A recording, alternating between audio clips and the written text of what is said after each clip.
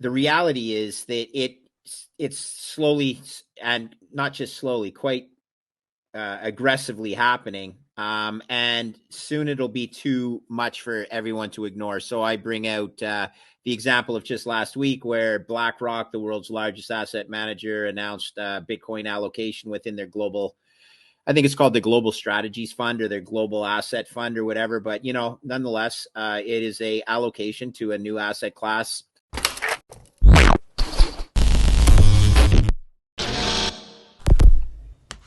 Hey guys, welcome back to Everyday Finance. In this video, Greg Foss discusses about Bitcoin and crypto. According to Greg Foss, the largest asset manager in the world, BlackRock, said last week the allocation of Bitcoin in their Global Greg Foss Fund, also known as their Global Asset Fund or Global Strategies Fund. Whatever the case may be, it is a transfer to a new asset class for benefits of diversity and Greg Foss's preference to view it as insurance against fat, as BlackRock does.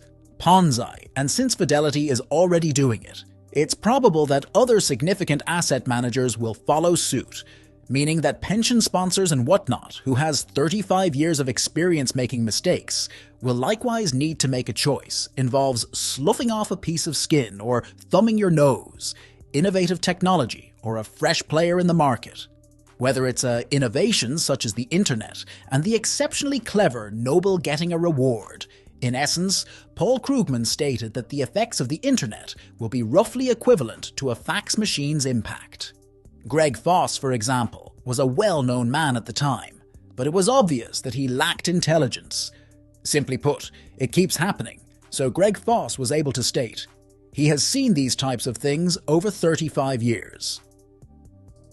His error, though, was not seizing some of these asymmetrical opportunities when they were offered, and lots of things Greg Foss discuss. So please watch the video to end, and share this video, and subscribe our channel, Everyday Finance. Thanks. So two things. First of all, a lot of people in the fiat TradFi world are paid not to understand Bitcoin, which is to say, basically, they don't want it to succeed. They view it as a threat to, and rightly so, viewed as a threat to their TradFi business. The Bitcoin will disintermediate everything. So if you're Jamie Dimon, you're paid not to want it to succeed, and therefore, whether you actually have gone deep down the rabbit hole or not, the easy out is just to say, it's a fraud and everything that he does say. So that's, a structural problem.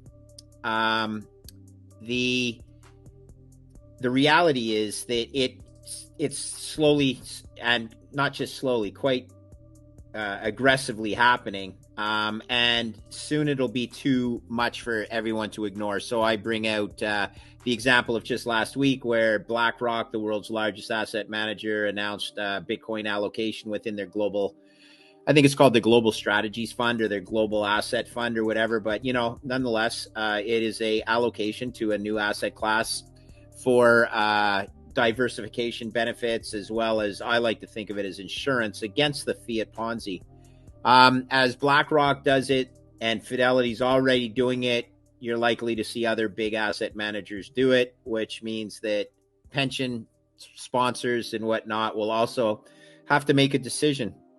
So, your kind introduction of me is that I have 35 years of experience. That is true. I have 35 years of experience making mistakes, okay? And making mistakes includes, thumbing your nose or just basically sloughing off a new technology or a new entrant into the square. Whether it's a technology like the internet, the very intelligent Nobel Prize winning Paul Krugman basically said that the impact of the internet will be somewhere around the impact of a fax machine. Okay, I mean, there you go, a guy who at the time had a big big reputation, but clearly a small brain. And this is just, you see it time and time again. So I'm able to say I've seen these types of things over 35 years. My mistake was not embracing some of these asymmetric opportunities when I was presented with them. Uh, you're only presented with a few asymmetric investment opportunities in your lifetime, and if you continue to let them, slide away, then you're going to be, you will not have managed your risk profile properly. But more frustrating is that you had the chance to do the homework and you chose to take the soft way out.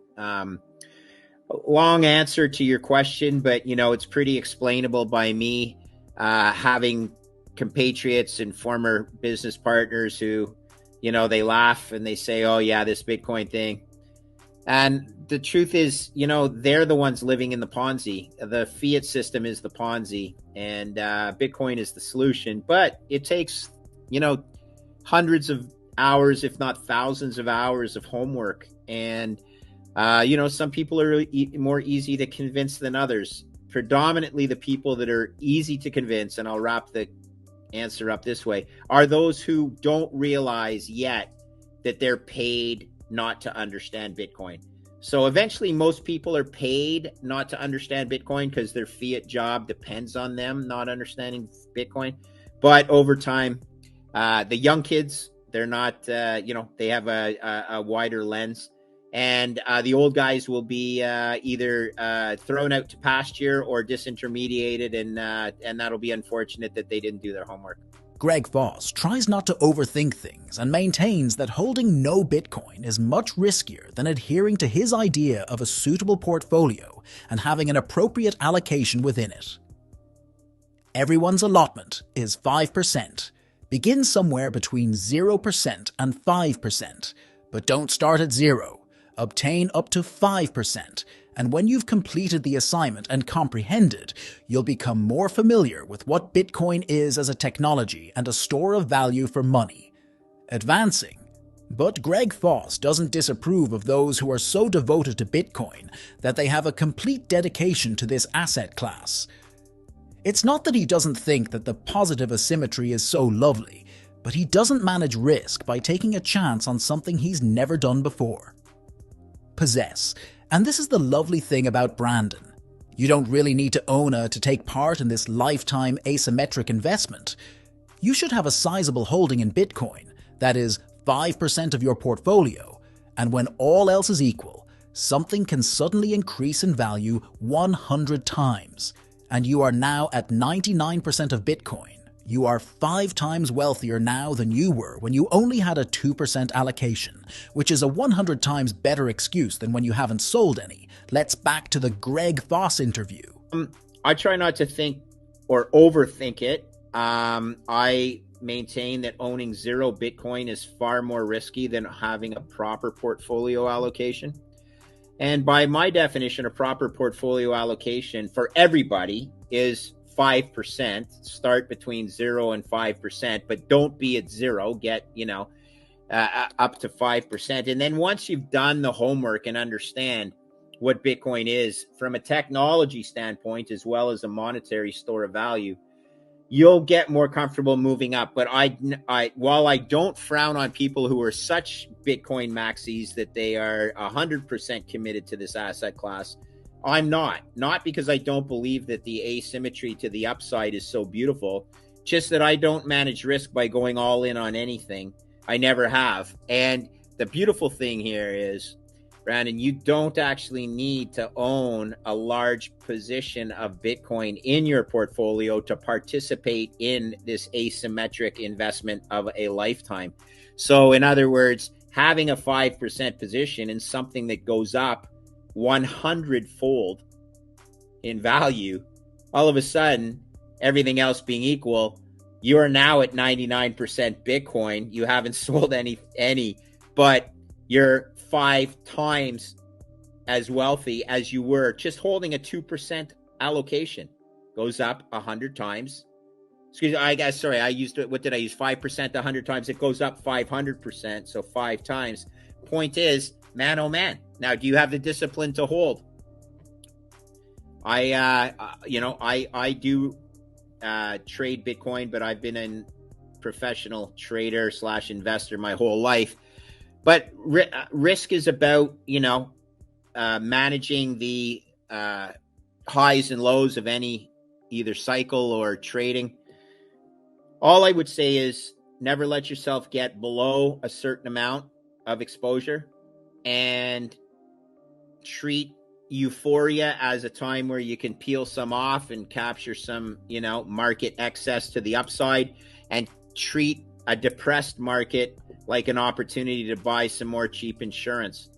And, we've been through a tough year, but that's okay because it's allowed people to reevaluate their risk buckets. I have met quite a few Bitcoiners that admitted they got too far over their skis, and the drawdown has been painful. So it's a process, right? You live, you learn. I bring 35 years of mistakes to the table. I try not to recreate the mistakes I've already made, but look, everybody makes mistakes. I've made some mistakes with Bitcoin, but we're here to survive and fight another day, and pretty excited about what the future holds for us. According to Greg Foss, it's not a nice circumstance because, as you may know, things break peoples. The TV pundits are already praising the Federal Reserve for threading this needle, and it's not even close. They may do it now that they've threaded the needle, but Greg Foss believes it's extremely unlikely due to this monetary policy lag, followed by the fact that there have always been successive financial crises and that this system is grossly over-leveraged, which occurs more quickly. And the unwind causes greater agony than the deleveraging. You are aware that it is far too soon for the Federal Reserve to declare victory, while everyone is rejoicing because inflation has dropped to 6.5%. You know what's happening, from 8% to 6.5%. The annualized inflation rate over the last year and a half is 14%. If you learned something from this video, then please like this video and subscribe our channel Everyday Finance, and we will meet in next video. Thanks.